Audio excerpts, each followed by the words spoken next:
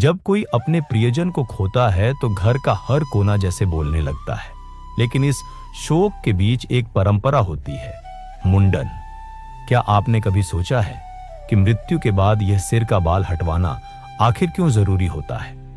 आज हम जानेंगे इस परंपरा का वो रहस्य जिसे जानकर आप चौंक जाएंगे। गरुड़ पुराण से लेकर विज्ञान तक सब कुछ। गरुड़ पुराण के अनुसार मृत्यु के बाद आत्मा पृथ्वी से यमलोक तक की यात्रा करती है, जो लगभग 1,32,200 किलोमीटर की होती है। इस यात्रा में आत्मा को विभिन्न अनुभवों से गुजरना पड़ता है, जो उसके कर्मों पर निर्भर करता है। राघव के पिता पंडित हरिशंकर अब इस दुनिया में नहीं रहे।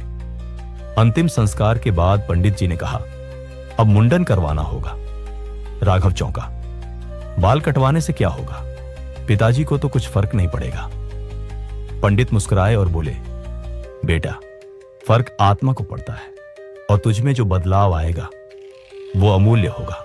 गरुड़ पुराण कहता है कि जब किसी परिजन की मृत्यु होती है तो उनके सबसे निकट के लोग, खासकर पुत्र को मुंडन करवाना चाहिए। इससे दो कार्य होते हैं, शारीरिक और मानसिक शुद्धि आत्मा और रिश्तेदारों के बीच का सूक्ष्म संबंध टूटता है, जिससे आत्मा को मोक्ष की ओर बढ़ने में सहायता मिलती है।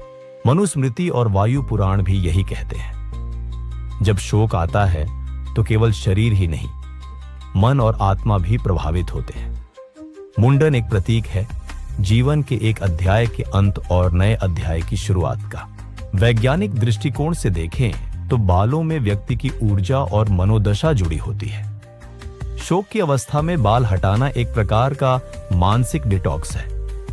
मनोविज्ञान भी कहता है, जब व्यक्ति बाल कटवाता है तो उसमें एक रिन्यूअल सिग्नल आता है, जिससे शोक की ग्रंथि धीरे धीरे टूटने लगती है। गरुड़ पुराण में एक कथा है एक ब्राह्मण की, जिसने अपने जीवन में धार्मिक अनुष्ठानों का पालन किया। मृत्यु के बाद उसके पुत्र ने विधिपूर्वक मुंडन और श्राद्ध कर्म किए, जिससे उसकी आत्मा को मोक्ष की प्राप्ति हुई। यह परंपरा पुत्रों के लिए विशेष है, लेकिन परिवार के अन्य सदस्य भी मुंडन या बाल त्याग कर सकते हैं। महिलाओं के लिए यह आवश्यक नहीं होता, लेकिन वे बाल में गंगाजल छिड़ककर भावनात्मक श्रद्धांजलि दे सकती हैं। आज भी दक्षिण भारत, नेपाल और काशी जैसे स्थानों पर यह परंपरा बहुत गंभीरता से निभाई जाती है। एक बार एक ब्राह्मण की आत्मा यमलोक नहीं पहुंच पाई, पितृलोक में अटक गई। कारण, उसका पुत्र मुंडन नहीं कर पाया। पितरों ने स्वप्न में आकर कहा, जब तक तू मोह नहीं छोड़ेगा हम मुक्त नहीं हो पाएंगे। अगले ही दिन मुंडन और श्राद्ध क्रिया के साथ आत्मा ने गमन किया और शांति पाई। गरुड़ पुराण में बताया गया है कि आत्मा मृत्यु के बाद 13 दिन तक पृथ्वी के चारों ओर भटकती है। इस दौरान परिवार द्वारा किए गए कर्म, जैसे पिंडदान, तर्पण और मुंडन, आत्मा की गति को आसान बनाते हैं। मुंडन विशेषकर पुत्र द्वारा किया गया कृत्य आत्मा को यह संकेत देता है कि मोह का बंधन अब धीरे धीरे टूट रहा है। मृत्यु जीवन का अंत नहीं, आत्मा की यात्रा की एक नई शुरुआत है। मुंडन एक छोटा सा कर्म आत्मा को विदा देने का सबसे पवित्र संकेत है।